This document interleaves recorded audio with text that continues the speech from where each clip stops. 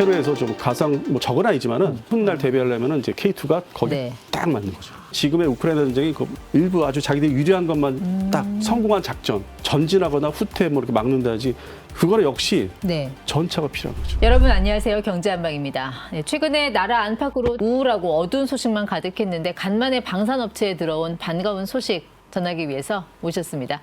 안승범 디펜스타임스 대표와 함께하겠습니다. 네, 대표님 어서 오십시오. 네. 좋은 소식 오늘 갖고 오셨더라고요. 네. K2 전차 네. 페루로 이제 가는 겁니까?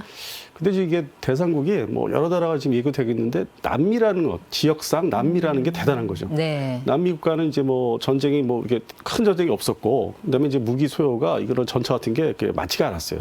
그리고 더군다나 지금 냉전, 탈냉전 이후에 거기는 이제 무기를 그렇게 많이 사질 않았고 네. 뭐 소규모로 사는 지역이었는데 그것도 대한민국 방산이 폴란드에 이어서 페루에 이제 남미에 진출한다는 게 상당한 이제 의미를 갖죠. 그렇죠. 예. 이제 폴란드로 이제 K2 전차가 2022년에 1차 수출을 했죠. 예. 네, 한 180대 정도. 예, 180대. 그건 이제 2차 수출은 이제 앞두고 있는 예, 거고. 예. 근데 어쨌든 남미에도 수출 거점이 마련이 됐다. K2 예. 전차, 흑표 전차. 그리고 이제 또 이 지역상으로 전차가 그렇게 급한 지역도 아니에요. 그뭐 전차전을 했던 그 기록이 사실상 없어요. 근데 이제 이게 뭐 90년대 뭐 이렇게 전쟁이 있었는데 그 이후에 보유하고 있는 무기가 드디어 이제 너무 낡아서 그러다 보니까 찾다 보니까 대한민국이 눈에 들어온 이유가 네. 10년 전에 우리가 이제 최초의 그 페루에 방산 수출을 하게 됩니다. 그게 바로 한국 항공우주산업의 KT-1 훈련기. KT-1 예. 초도 훈련기. 예, 네. 터보프로 납품을 했고 또 현지에서 일본 조립 생산했고. 카이가 길을 터놨죠. 네, 카이가 길을 터놨죠. 예. 그러고 나서 이제 또 HD 현대중공업에서 일부 또 함정에 또 계약을 또 맺어요. 네. 이제 길게 롱텀으로 해서 이제 뭐 납품하기로. 그다음에 이제 이게 지상군. 이게 차례차례. 하늘, 예. 바다, 예. 육지. 예.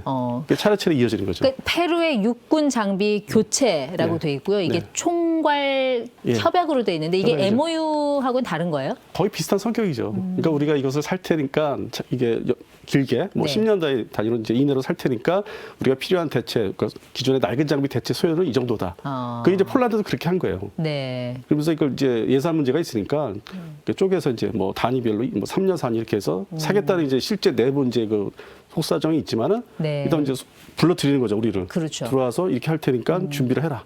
그 말씀하신 대로 페루의 낡은 장비라는 게 이제 T-55 전차. 네. 그거 좀 아직도 쓰는 데가 있었나 싶어요. 러시아도 안 쓰지 않아요, 그거? 러시아도 이번 러우 전쟁에서 뭐 일부 후방 전선, 그러니까 뭐 이렇게 방어해야 되는 또 후방 지역이 있으니까 네. 그들도 그런 데서 이제 방어용으로 몇 대 쓰는 그리고 정도. 아프리카에서 내전할 때 쓰고. T-55 전차는 현재 네. 기준으로 전 세계 이렇게 지도를 펼쳐놓고 전차 도입국 운영국을 보면은 네. 아프리카에 그러니까요.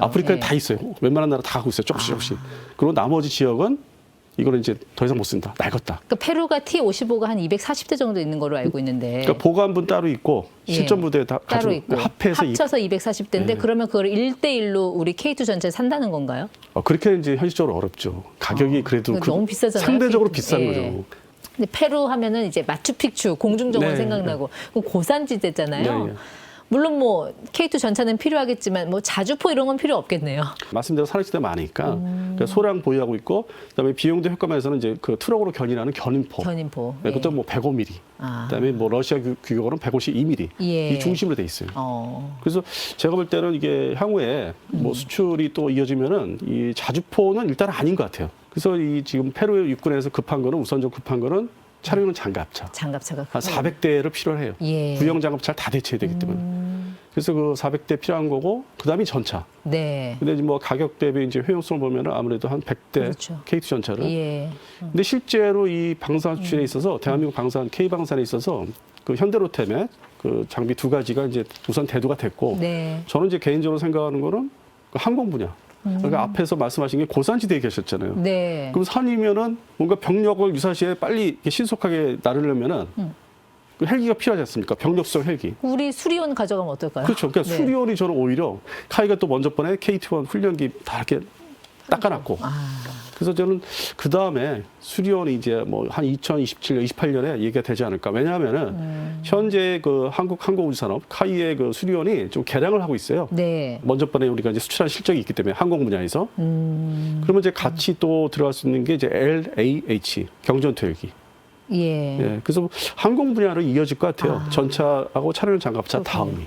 페루가 뭐 예비군만 한 40만 명 된다고 하고 제식 소총을 K2를 네. 쓴다면서요. 네. 그리고 말씀하셨지만 KT-1을 처음으로 이제 초도 훈련기로 도입을 했던 나라이기도 하고 어떻게 보면 약간 남미의 대한민국 군인 같은 그런 느낌도 좀 드네요. 네, 맞습니다. 네. 그리고 특히 이제 이 주변국들을 보면은 대한민국 방산 제품이 그렇게 제대로 들어간 나라는 또 없어요. 그러니까 페루가 사실상 좀 이렇게 유일하다 볼 수 있죠. 네. 물론 이제 우리가 일부 이제 그 뭐 해경 함정 이렇게 퇴역한 거를 이제 넘겨준 건 있어요. 우루과이라든지 뭐 에콰도르에. 근데 그건 뭐 정식 방산 제품이라 할 수는 없고.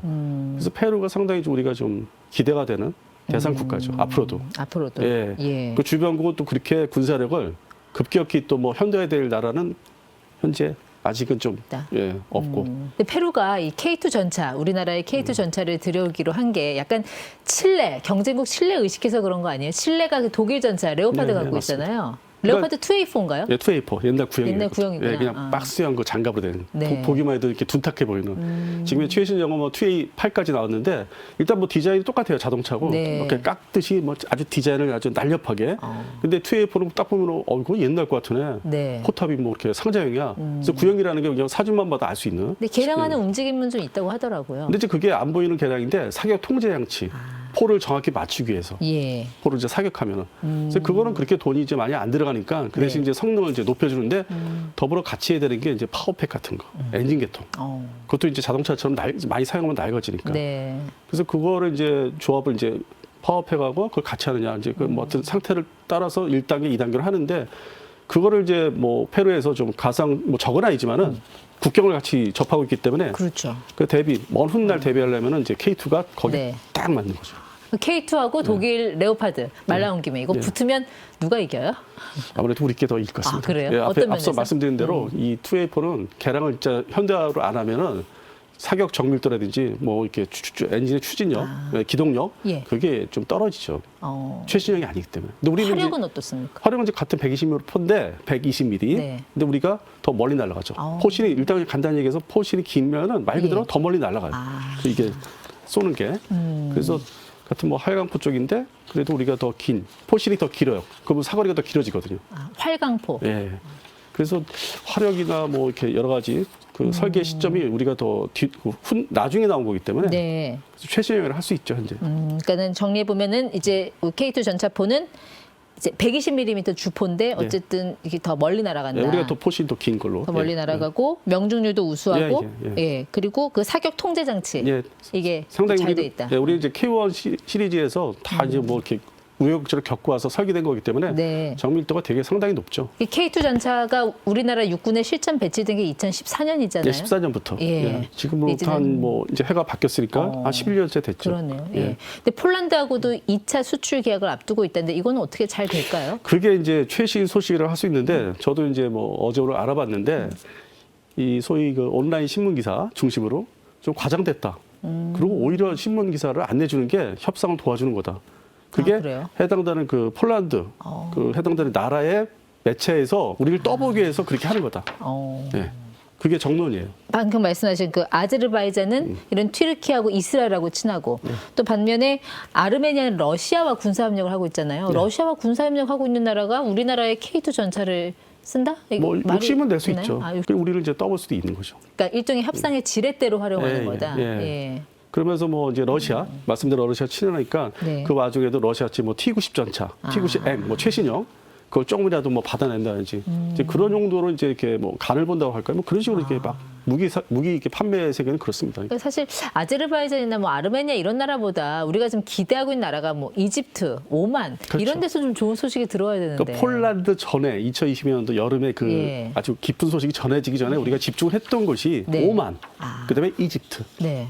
이집트가 이제 미국제 그 전차도 구형 전차를 많이 갖고 있거든요. M60A1, 그다음에 M60A3. 예. 미국제 패턴 시리즈. 그게 뭐 한 뭐 500대 이상 대체를 해야 되기 때문에 우리는 이제 그걸 기대하고 접근을 했는데 역시 돈 문제. 국방 예산이 뭐 제한돼 있으니까. 예. 그리고 미국의 국방 군사력 그 원조를 받아요. 그 돈을 FMF 자금을. 네. 근데 그것도 미국이 통제하면서 쓰게 하니까 뭐 이러지도 저러지도 못하는데 그 미국이 또 이집트 육군에 그 M1A1 전차를 이제 줬어요. 군사 원조로. 그러면 당분간 이집트 육군이 KT 전체에 대한 급한 마음이 조금 가라앉는. 그렇죠. 이게 역학관계 상당히 복잡해요, 이게. 그러니까 우리 K2 전차가 이제 화력도 세고 이제 기동력도 좋고 네. 그리고 운영 요원이 3명 이하가 들어가잖아요. 그럼 전 세계 전차 중에서 최신 전차 중에서 어느 정도 수준이냐. 그래서 대개 이제 물어보시는 게 미국제 M1, A1, A2 시리즈 그 전차 에이브럼스 예. 그 얘기들을 이제 하시는데 그냥 간단히 말씀드려서 화력, 기동력, 뭐 연비 다 좋은데 네. 이 우라늄 장갑은 미국만 이제 그래. 다른 면에서는 KT 전차가 상당히 우수한 가성비도 좋고. 근데 이제 하나 걱정은요. 이제 러시아 우크라이나전을 보면은 이제는 드론 전쟁 시대잖아요. 예. 막 드론 한 2대가 탱크 한 대 박살내고 이런 걸 우리가 이미 봐서 그런지 이렇게 되면 K2 전차의 효용성도 달라진 전장 환경에서 떨어지는 것이 아닌가. 어떻게 보세요, 대표님? 이 전쟁, 그 21세기 전쟁에 이제 한복판에 와 있는데 소위 그 홍보전, 선전전, 그 사람 뭐 죽는 거 이렇게 가서 드론 이제 직접 네. 뭐 북한군을 이렇게 막, 그다음 장면 잘랐지만은 그러면 이제 거꾸로 역사를 이렇게 뒤돌아보면은 이 현대전의 무기가 급속도로 이제 등장하게 뭐 전투기, 전차, 잠수함. 그건 이제 1차 세계대전, 1914년대 발발한 그때도 이러한 이제 분위기였죠. 뭐 신무기들이 엄청나게 이제 전선에 깔려가지고 오도 가도 못하고 상당한 이제 병력이 많이 죽었던. 근데 특히 그 당시에는 100여 년 전 전쟁인데 그때는 이제 기관총이 이런 역할을 이제 엄청난 사람을 살상했던. 근데 그걸로 인해서 전진을 못해요. 서로 예. 참호전을 하고. 그러니까 무슨 말씀이냐면 지금의 우크라이나 전쟁이 그 넓은 평야 지대에서 대부분에 네. 거기서 보여주는 영상 그건 전체 전선에서 일어나는 게 아니라 일부 아주 자기들이 유리한 것만 딱 성공한 작전. 그러면 이제 소규모 전투에서 소부대 전투에서 승리를 그렇죠. 한 거지 전략적으로 전체 전투에서 이긴 건 아니죠. 그러니까 이거는 어떤 소모성, 네. 탄약 같은 뭐 이렇게 수리탄이나 탄약 같은 일부 병력을 많이 이렇게 살상하는 정도지 전진하거나 후퇴 뭐 이렇게 막는다지 그거는 역시 네. 전차가 필요한 거죠. 그렇죠. 근데 물론 필요성은 인정하는데 이 전차가 드론에 대비해서 뭔가 능동 방어 기능을 더 갖춰야 하지 않을까요? 뭐 드론 재밍을 한다라든지 아니면 옆에서 뭐 날아갈 때 뭐 분산탄을 쏜다라든지 뭐 그런 식의 좀 더 업그레이드된 그런 기능이 있어야 되지 않을까요? 드론이 몇 대 파괴를 못해요.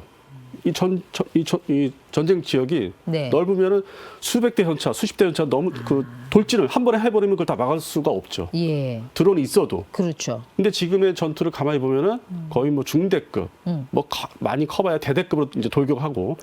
그러니까 이게 드론의 효용성이 높아진 네. 것처럼 보이는 거예요. 그러니까 그렇게 찾아가서 일일이 다 뭐 영화처럼 죽이니까 네. 그걸 또 공개를 해버리니까. 근데 사실 드론의 그 살상력에도 좀 파괴력에도 한계가 있지 않을까요? 그 대전차 미사일, 뭐 제벨린 예, 같은 거면 예. 모르겠어요. 이렇게 탑 어택 예, 방식으로 탑 어택, 예.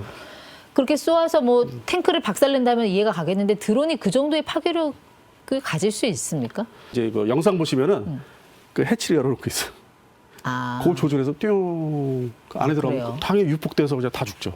아. 또 두 번째 그 이후에는 또 닫고 다니니까 아니면 위에 우산 같은 거 쓰고 다니니까 예. 엔진 그릴 그건 상당히 얇거든요. 그러니까 이 포탑 전체가 다 두꺼운 건 아니라는 말씀이시죠? 얇은 데를 공략할 수 얇은 때. 있다. 그리고 이제 그게 완파가 되는 게 아니라 네. 일부 이제 그 반파가 되죠. 승무원이 이제 예. 뭐 죽거나 부상을 당하더라도 그걸 회수할 수 있어요, 전차를. 뭐 중동전에서 다 이게 나온 거지만 회수해서 다시 쓸 수 있을 정도예요. 그 정도 네. 말씀하신 대로 파괴력은.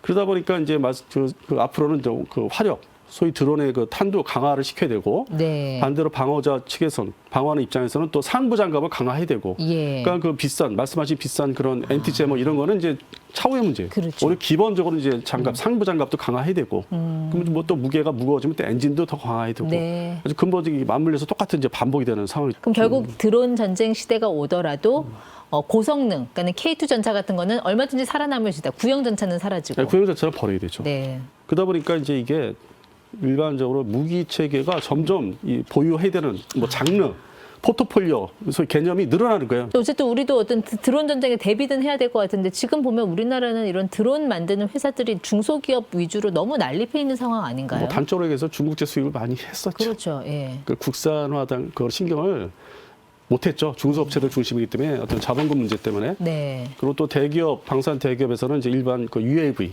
큰 거 정찰용 그것도 개발이 제대로 완성이 안 됐다가 최근에 공군용이 이제 납품 생산을 이제 들어갔고 그래서 상당히 좀 안타깝습니다. 그 부분이 수출 우리 K방산에서는 역할을 하기가 아직은 좀 이른 그 부분이 좀 그렇군요. 약하고 예. 그러다 보니까 뭐 튀르키예가 혼자 독식하다시피 하고 이스라엘하고 또 우크라이나도 자기들 이제 전쟁 수행용으로 많이 대량 생산하고 있고 네. 이게 아직은 특정 이게 자폭 드론 중심으로 특정 국가의 어떤 뭐 소유물이 되고 있어요. 예. 그럼 나머지 나라들 유럽이나 서유럽의 나토라든지 미국은 그냥 일반적인 큰 그 무인기 네. 무인기 무장하고 하는 거. 근데 그건 돈이 많이 들어가죠. 네. 부대 운영 규모도 그렇고 그런 또 어느 정도 예산이 있어야 되고. 알겠습니다. 예. 그래서 그런 부분에서는 우리는 좀 애매한 부분이에요. 예. 그럼 이제 당연히 우리 수리원이. 이후 이제 차세대로 K3 전차. 예. 그건 지금 좀 어느 단계에 와 있어요? 이것도 개념 연구 단계죠. 저희 같은 사람이 볼 때는 아직은 좀 멀었다. 2030년대 넘어가야만 이제 시제품이 나올까 말까 한. 그럼 저는 K3 전차 되게 기대가 되던데 이게 아무래도 이제 내연기관 아니라 수소 동력 모터 추진이잖아요. 그 열과 소음 발산도 훨씬 덜할 것이고. 네. 그리고 적외선 차단 소재도 발라져 있어서 아무래도 좀 이렇게 대전차 미사일이 안전하지 않을까? 뭐 그런 약간 기대감은 있거든요. 근데 저는 제가 보는 측면에서는 그거 기술들이 다 적용돼서 현실화 되려면은 2030년대 초반. 지금 이제 개발을 이제 돌입을 해야 되는 예산을 네. 타가지고. 그래서 이제 시작이라고 생각하기 때문에 오히려 이제 K2 흑표 전차를 네. 좀 더 개량하는 쪽으로. K3 전차 같은 경우는 드론 제밍이 되니까 아무래도 좀 더 방어 면에서는 훨씬 더 이게 효과적이지 않을까. 그래서 이제 뭐 한 말씀 더 드리면 폴란드 K2 전차 그 본계약이 아마 이제 여름을 좀 지나가면서 네. 우리 그 서울 아덱스 행사 때 10월 달쯤에는 이제 좋은 소식이 들릴 것 그래요? 같아요. 너무 앞서가지는 말자. 네. 알겠습니다. 네. 조급해하지 말고 좀 차분하게 좋은 소식 기다려 보도록 하죠. 안승범 대표였습니다. 고맙습니다.